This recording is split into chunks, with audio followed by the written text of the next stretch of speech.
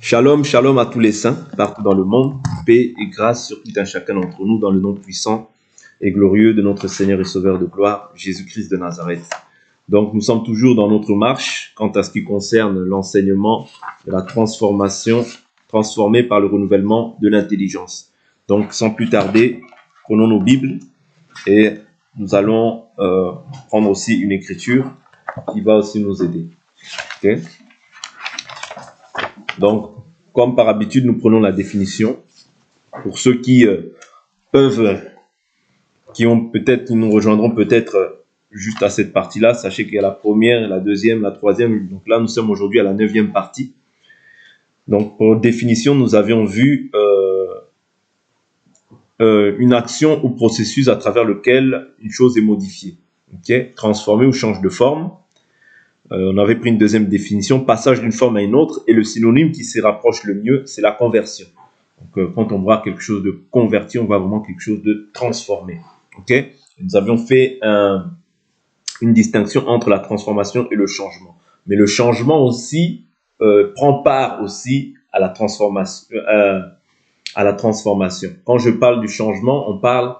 La transformation, c'est au niveau de notre esprit. Le changement, c'est au niveau de notre âme. C'est-à-dire, c'est progressivement, notre âme change. C'est-à-dire, notre âme commence à s'affectionner petit à petit aux choses d'en haut. Vous voyez, par l'enseignement qu'on reçoit, notre âme maintenant commence à comprendre. Vous voyez, nous sommes éclairés, mais le changement est progressif. Mais au niveau de notre esprit, le changement est automatique. Parce que l'esprit, lorsque nous recevons le Saint-Esprit, l'esprit est vie. OK? Automatiquement. D'accord? Mais l'âme a reçu, comme j'ai dit, l'enseignement de la maison, l'enseignement de l'école, l'enseignement de la rue. Et toutes ces choses-là, du moins les mauvaises choses, doivent s'éloigner de nous. Et les bonnes choses, nous devons les conserver pour la gloire du Seigneur. D'accord? Donc, quand on parle de transformation, on évoque le processus de réinvention ou de recréation, où le changement consiste à modifier quelque chose. C'est-à-dire que nous aussi, dans notre marche, il y a des choses que nous allons modifier pour la gloire de Dieu. Vous voyez? Pour que Dieu soit glorifié. Mais néanmoins, quand on parle de changement, on parle du changement qui s'opère par le Saint-Esprit. Ok? Tout changement qui s'opère par l'homme ne peut rien produire pleinement dans la vie de l'homme. Parce que nous avions pris comme exemple toutes les religions à la face de la terre. Les gens changent. Par exemple, la personne à un certain âge, il change. Il se dit, bon, je ne veux plus être violent, je ne veux plus être turbulent. Vous voyez? Ça, c'est des changements qui peuvent s'opérer dans la vie de l'homme, mais néanmoins qui n'ont rien à voir avec la foi en Christ Jésus.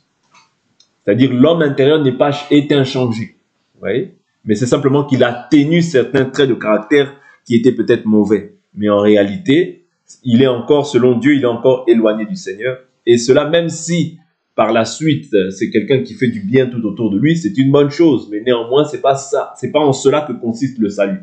Okay? Le salut consiste au fait de pouvoir accepter Jésus-Christ. Et c'est par ce moyen-là que la transformation par le renouvellement de l'intelligence est effectuée par le biais du Saint-Esprit, bien sûr.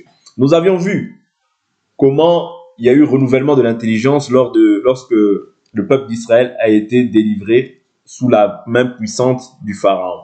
C'est-à-dire, pour qu'il y ait renouvellement de l'intelligence, il fallait qu'il y ait, c'est-à-dire du fait qu'ils avaient reçu un enseignement en Égypte, lorsqu'ils sortent de l'Égypte, ils reçoivent aussi un enseignement, des commandements, des lois à mettre en pratique. Il y a aussi renouvellement de l'intelligence. Mais les Israélites étant dépourvus de l'esprit, c'est-à-dire ils marchaient comme des religieux à la surface de la terre au jour d'aujourd'hui. C'est-à-dire les religions leur donnent des lois, des préceptes et des commandements, mais n'étant dépourvus de l'esprit, ils n'ont aucune capacité de pouvoir mettre cette loi en pratique.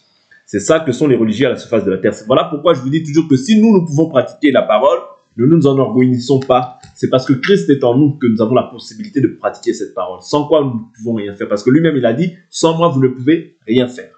Okay? C'est très important. C'est le Saint-Esprit qui nous permet de garder la parole. De même aussi, quand Jésus vient, il donne maintenant un enseignement. Les Israélites et plusieurs qui étaient sous la loi, qui étaient aveuglés, beaucoup se sont achoppés. Beaucoup, ceux qui ont cru, ont maintenant, pour certains, ils ont eu du mal. Même les apôtres, quand ils étaient avec Jésus, lorsque Jésus, par exemple, il parle dans le cadre du mariage, il dit, si c'est comme ça, ce n'est pas avantageux.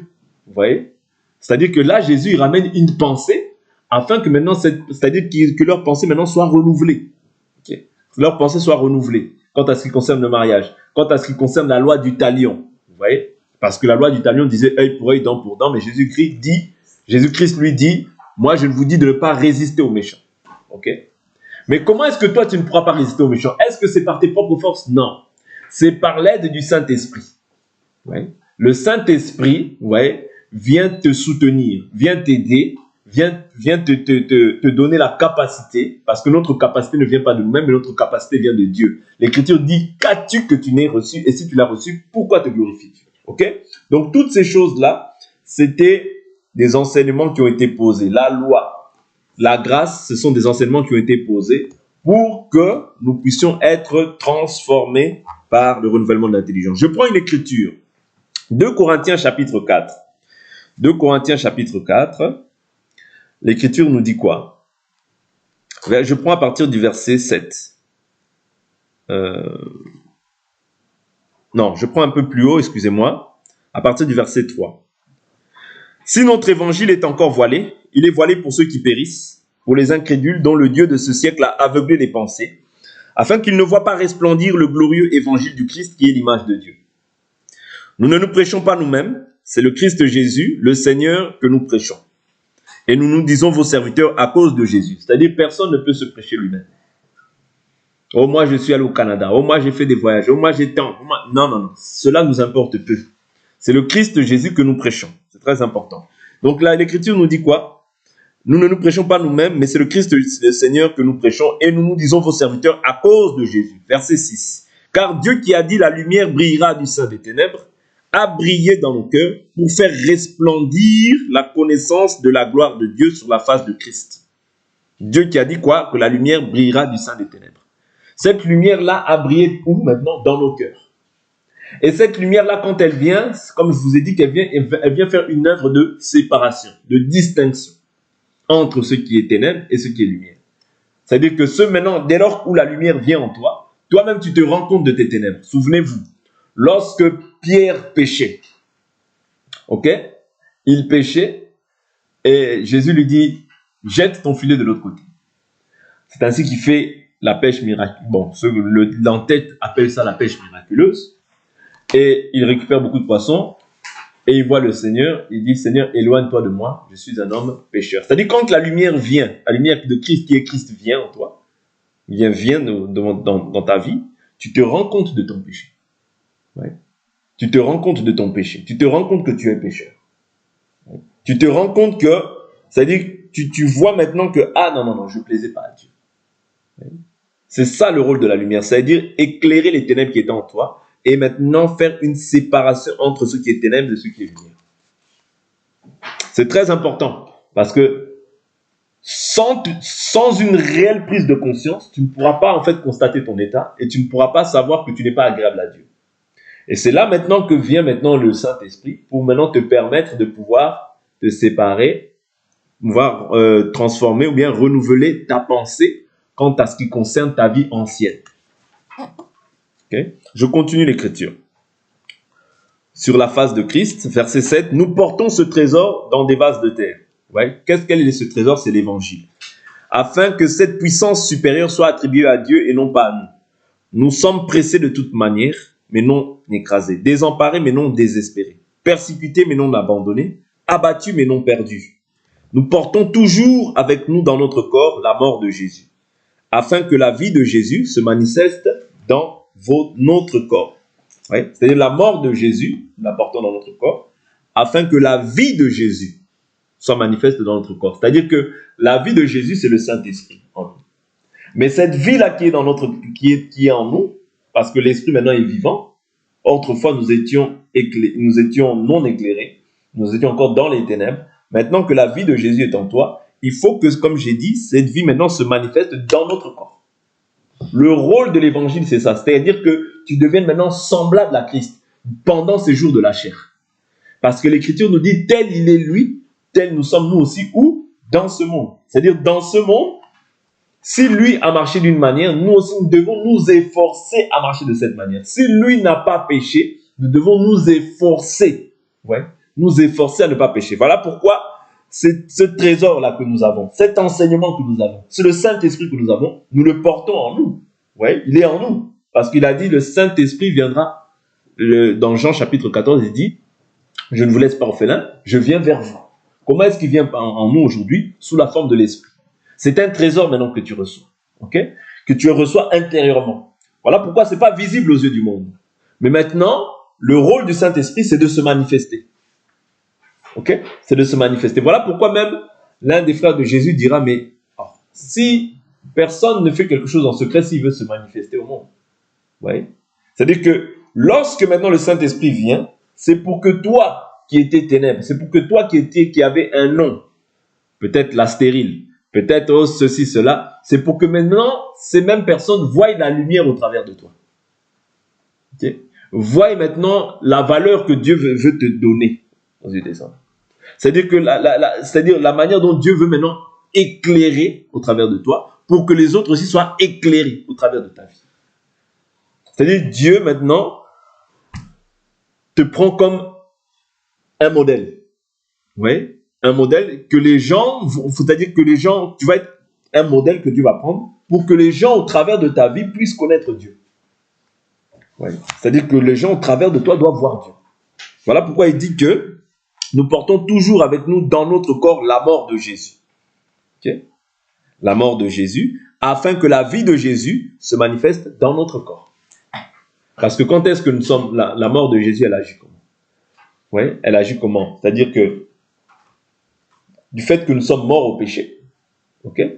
Du fait que nous sommes morts au péché, du fait que nous ne vivons plus selon le monde, nous portons dans notre corps la mort de Jésus, les marques de Jésus. Comme Paul dit dans Galates 6, il dit que personne ne cause du tort, je porte sur mon corps les marques de Jésus-Christ. Oui. Mais tout ça, c'est pourquoi? C'est afin que la vie de Dieu soit manifeste. Voilà pourquoi aux yeux du monde, tu as une odeur nauséabonde. Mais aux yeux de ceux qui sont destinés à la vie, tu as une odeur de vie. C'est très important parce que nous, au jour d'aujourd'hui, nous devons être distingués à tous égards. Tout ça pourquoi? Seulement pour que la vie de Jésus soit manifestée. Seulement pour que le Fils soit manifesté. Parce que si le Fils n'est pas manifesté, si on est encore là à douter, tu es saint, tu n'es pas saint, tu es sainte, tu n'es pas sainte, il y a un problème. Ouais. Parce que quand on te voit, on doit voir la différence. La Bible nous dit, on verra désormais la différence entre ceux qui me servent et ceux qui ne me servent pas. La différence doit être manifeste. Je continue verset 11. Car nous qui vivons, nous sommes sans cesse livrés à la mort, à cause de Jésus, afin que la vie de Jésus se manifeste aussi dans notre chair mortelle. La persécution, c'est une aide pour toi. Parce que la persécution te permet en fait de te sanctifier davantage, te permet de te confier davantage au Seigneur. Oui. Et c'est ça qu'il dit, il dit, nous sommes sans cesse livrés à la mort. Oui. Abandonnés, mais non désemparés. Toutes ces choses-là. Pourquoi? Parce que du fait que tu as Jésus, tu seras persécuté. Ça n'existe pas quelqu'un qui a Jésus, mais qui n'est pas persécuté. Non. Si on t'a enseigné comme ça, tu as reçu un faux enseignement. Jésus te transforme. Pourquoi? Pour que tu comprennes aussi que tu es dans ce monde, mais tu n'es pas de ce monde. Est-ce que tu comprends? Parce que si on t'a enseigné que toi, tu ne seras pas persécuté, je t'assure, tu te trompes. Pourquoi? Parce que toi, ton royaume n'est pas de ce monde. C'est simplement une enveloppe, la chair que tu as revêtue, qui marche dans le monde, qui voit les cinq sens et toutes ces choses-là. Mais en réalité, quand le diable te voit, il voit le Fils en toi. Il voit que toi, tu es un étranger. Tu es revêtu, tu n'es pas nu. Or, le monde, ceux qui n'ont pas cru en Jésus sont nus. Vous voyez? Et sont la nourriture du diable. Mais toi, tu n'es pas sa nourriture. Pourquoi? Parce que toi, maintenant, tu es revêtu de Christ. Ouais. C'est pourquoi à la surface du monde, toi, tu dois comprendre que ton royaume n'est pas de ce monde. Voilà pourquoi tu ne peux pas faire comme tout le monde. Non. Ouais. Si tu comprends ça, tu es heureux. Et tu vas persévérer dans ce qui est bien et non pas dans ce qui est mal. Ainsi, verset 12. Ainsi, la mort agit en nous, mais la vie en vous. Et comme nous avons le même esprit de foi, selon ce qui est écrit, j'ai cru, c'est pourquoi j'ai parlé. Nous aussi, nous croyons, c'est aussi pourquoi nous parlons. Sachant que celui qui a ressuscité le Seigneur Jésus nous ressuscitera aussi avec Jésus et nous fera paraître avec vous en sa présence. Car tout cela arrive à cause de vous, afin que la grâce, en se multipliant, fasse abonder à la gloire de Dieu les actions de grâce d'un grand nombre. Vous voyez? Tout cela à cause de vous, afin que la grâce, en se multipliant, c'est-à-dire la grâce, qu'est-ce qu'elle doit faire? Elle doit se multiplier.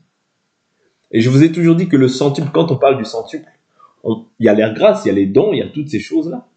Mais il y a aussi les persécutions. Parce que Jésus nous dit quoi? Vous aurez les terres, les frères, les maisons, avec les persécutions. Et pour fin, la vie éternelle. Ça veut dire que ne t'imagine pas que la bénédiction viendra sans persécution. Non, la Bible nous dit, il vous a été accordé la grâce de croire en Jésus, mais aussi de souffrir pour lui. Ça veut dire la partie souffrance, tu ne peux pas l'enlever de ta foi. Ça fait partie de ta foi. Ouais. Voilà pourquoi quand tu souffres, la Bible nous dit, recommande ton sort à l'Éternel. Place en lui ta confiance.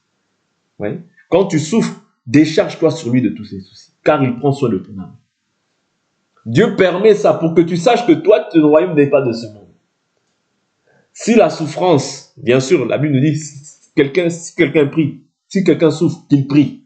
Ouais. Donc tu dois prier. Recommande te décharger auprès du Seigneur. Et le Seigneur lui-même qui a permis cette chose, il permettra aussi que cette chose aussi puisse s'en aller. Mais en son temps. N'oubliez pas cet aspect-là. Ouais. Si tu ne veux pas souffrir, ça dit que tu ne veux pas te charger de ta croix. Or, Jésus s'est chargé de sa croix. Je continue. Afin que la grâce en se multipliant fasse abonder à la gloire de Dieu les actions de grâce d'un plus grand nombre. C'est pourquoi, c'est là que c'est le verset qui nous intéresse, c'est pourquoi nous ne perdons pas courage. Okay? Il faut toujours être encouragé, quoi qu'il arrive.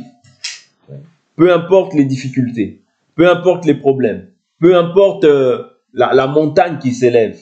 Sache que la Bible nous dit plusieurs malheurs atteignent le juste, mais de tous l'Éternel l'en délivre. Toi, tu es juste, comme tu as cru, tu es juste. N'oublie pas que tu es déclaré juste devant Dieu parce que tu as cru. Tu n'es pas déclaré juste par tes propres œuvres, ni par ta propre force, ni par ton intelligence, mais tu es déclaré juste à cause de l'œuvre que Jésus a accomplie en toi. Du fait que tu as cru en lui, tu attestes que Dieu est vivant. Mais le jugement, en fait, qui va s'abattre sur le monde, c'est quoi? C'est-à-dire que du fait qu'ils n'ont pas cru en Jésus, c'est-à-dire ils font de Dieu un menteur. C'est-à-dire, c'est comme s'ils disent que Dieu n'a pas envoyé son Fils afin pour qu'ils soient pardonnés de leurs péchés. Comprenez? Et toi et moi qui avons cru, aujourd'hui, nous ne passerons plus par la mort, mais par la vie. C'est-à-dire, nous sommes passés par la mort, par les eaux du baptême, nous ne passerons plus par la mort. C'est-à-dire, nous sommes destinés maintenant à la vie. La mort que nous allons subir, c'est simplement ce corps qui va aller se reposer. Ok? Se reposer de ses œuvres, parce que nous avons encore un rendez-vous où nous allons venir régner encore 1000 ans sur cette terre. Nous allons aller à l'enlèvement, festin des noces, toutes ces choses-là. Okay? Donc tu dois te réjouir et avoir toujours cette pensée-là dans ta conscience, quelque part dans ta tête. Savoir que moi j'ai une espérance. Je ne suis pas comme tout le monde. Voilà pourquoi je me sanctifie et que je me garde pur. Parce que si Christ n'est pas mort et ressuscité, notre foi est vaine. N'oubliez pas, mangeons et buvons car demain nous mourrons. Mais toi, comme tu sais que tu ne mourras pas, tu dois te garder pur. Tu ne dois pas, tu dois t'efforcer. Ouais. T'efforcer à te maintenir dans la pureté. T'efforcer à garder cette parole. T'efforcer à vivre d'une manière qui est agréable à Dieu. Parce que tu ne connais ni le jour, ni l'heure. Voilà pourquoi tu ne dois jamais perdre courage. Même s'il peut y avoir des moments de faiblesse, des moments où tu es découragé, des moments de difficulté que tu peux traverser, mais tu dois toujours fixer tes regards sur Christ. Parce que la Bible nous dit, c'est lui qui est le rémunérateur et le consommateur de notre foi. Ce que tu souffres aujourd'hui, la Bible, je vous dis toujours, je vous rappelle souvent cette écriture, les difficultés du siècle présent ne sont pas comparables à la gloire à venir. Il y a une gloire à venir qui est beaucoup plus excellente que tout ce que nous pouvons traverser. Ok? Les combats, les luttes, dis-toi simplement toujours, rappelle toujours le souvenir à Dieu. Si Dieu est pour nous, qui sera contre nous? Qui accusera les ennemis de Dieu? Dieu est celui qui les justifie. Qui les condamnera? Le Christ et Jésus est mort, il est ressuscité, il intercède pour nous à la droite du Père. Il faut toujours que tu puisses avoir cette parole en abondance, afin que quand les traits enflammés de l'ennemi viennent, que tu puisses aussi rétorquer par cette parole-là. Et c'est cette parole-là qui va te donner encore le courage de continuer, de persévérer, de t'attacher davantage au Seigneur et aux choses d'en haut. Ce n'est pas facile. Voilà pourquoi je vous parle toujours de l'exercice de la piété. Tu ne dois jamais perdre courage. Jamais. Ouais. Jamais. Le découragement, ça ne vient pas de Dieu, ça vient du diable. Tu dois toujours être encouragé, fortifié. Et cela ne commence pas par la chair. Cela commence par l'homme intérieur. Voilà pourquoi l'Écriture nous dit, et même, il dit, c'est pourquoi nous ne perdons pas courage. Et même lorsque notre homme extérieur se détruit. Ok? Comment est-ce que l'homme extérieur se détruit? La maladie peut détruire ton homme extérieur. Et ça peut être une occasion de découragement. Ok? La maladie, peu importe les choses que tu peux traverser, les successions d'épreuves que tu peux traverser, peuvent détruire l'homme intérieur. Les soucis, ouais. Lorsque tu te nourris de soucis, d'inquiétudes, ça peut détruire ton homme extérieur. Okay? Mais la Bible nous dit quoi? Et même lorsque notre homme extérieur se détruit, notre homme intérieur, c'est ça qui est important, l'homme intérieur. Okay? La maturité de l'homme, ou bien quand je dis l'homme ici, je prends du croyant, peu importe, croyant ou croyante, peu importe. La maturité du croyant, ce n'est pas lié à l'âge physique, mais la maturité du croyant est liée à l'homme intérieur. Plus ton homme intérieur est construit, qu'il est solide, et cela, je vous dis toujours, va influencer, tôt ou tard, va assujettir en fait l'extérieur. Moins ton homme intérieur il est développé, plus tu verras aussi cette manifestation aussi dans la chair. Parce que ton homme intérieur ne peut pas dépasser ton homme extérieur. Non. Oui. Tel tu es intérieurement, tel tu es aussi extérieurement. Tu développes beaucoup l'homme intérieur, tu verras aussi que extérieurement aussi, c'est ce qui va se manifester. Parce que l'homme ne peut donner que ce qu'il a reçu. Si ton homme intérieur a grandi, tu verras que cela se manifestera aussi, c'est-à-dire dans les actes. On verra que cette personne sera moins sujet à pécher. Moins sujet à vivre dans le désordre. Mais quand tu vois une personne qui pêche facilement, comprends que cela, en fait, c'est-à-dire il a un petit esprit. Il est certainement enfant de Dieu, mais son esprit est encore petit. Parce que la Bible dit, si quelqu'un sait faire le bien, qu'il ne le fait pas, il commet un péché. C'est-à-dire que quand quelqu'un se livre au mal, comprend que son homme intérieur aussi a le même âge. Vous comprenez? Est-ce que vous comprenez? C'est-à-dire que l'homme, l'extérieur, c'est simplement le reflet de l'intérieur. Quand une personne aime beaucoup, ouais, quand une personne hait le mal sous toutes ses formes, ok, ça commence déjà par l'intérieur. C'est-à-dire que dans son homme intérieur, cette parole a abondé. Elle a abondé, et cela maintenant influence l'homme extérieur. Vous comprenez?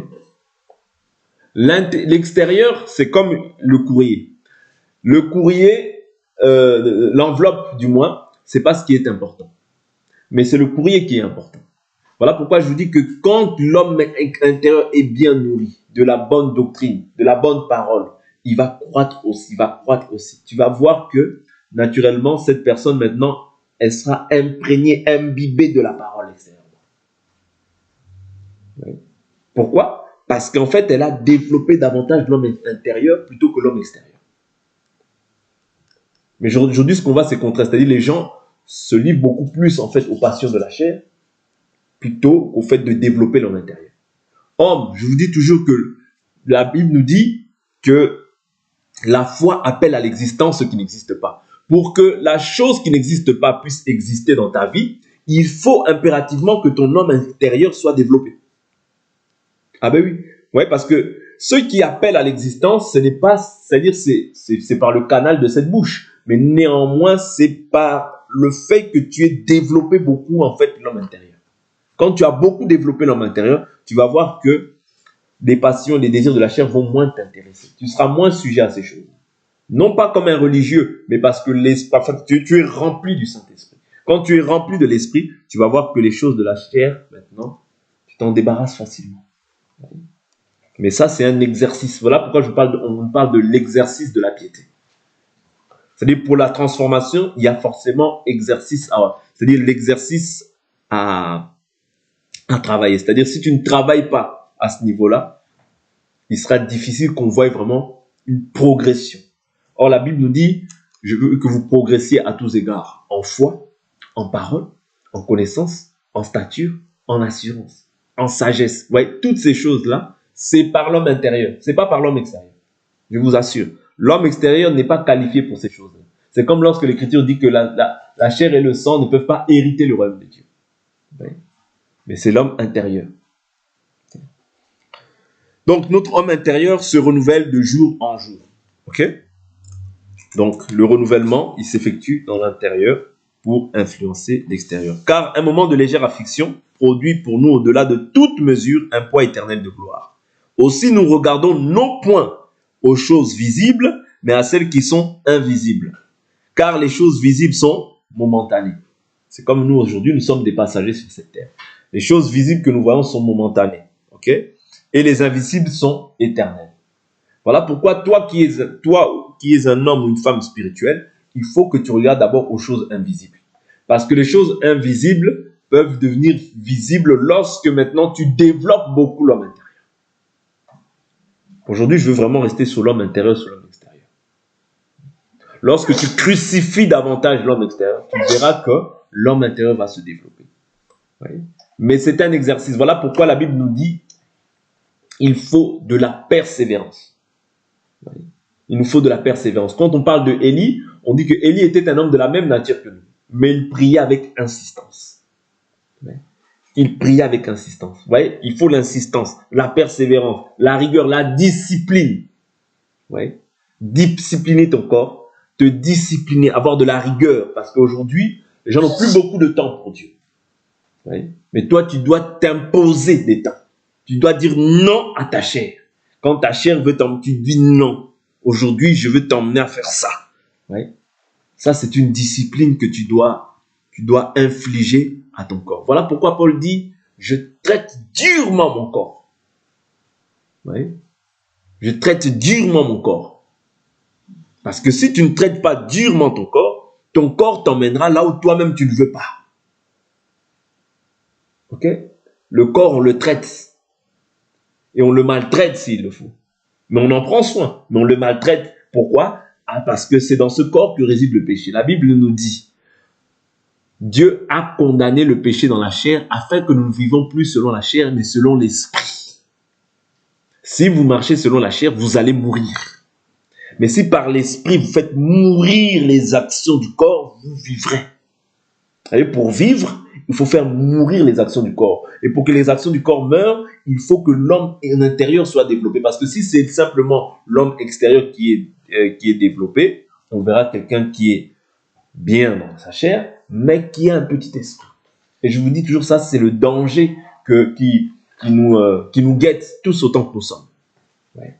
Le fait de beaucoup développer l'homme extérieur, mais de moins développer l'homme intérieur. C'est pas bon parce que tu vas perdre même en qualité spirituelle. C'est-à-dire même les dons, oui, les talents, les grâces que Dieu a mis en toi. Il faut toujours développer l'homme intérieur parce que c'est là où tu vas voir maintenant les grâces, les dons aussi se manifester. Oui. Les grâces, les dons, les visions, toutes ces choses-là vont se manifester. Pourquoi? Parce que c'est ça que Paul dit à Timothée, il dit ranime le don qui est en toi. Ouais. Tu vois, il faut ranimer la flamme du don de l'esprit.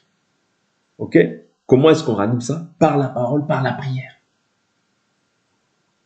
C'est très important. Ces éléments-là, nous ne devons pas les oublier, nous ne devons pas nous en écarter. Pourquoi? Sinon, tu vas être un chrétien, mais un chrétien qui va être souvent tenté.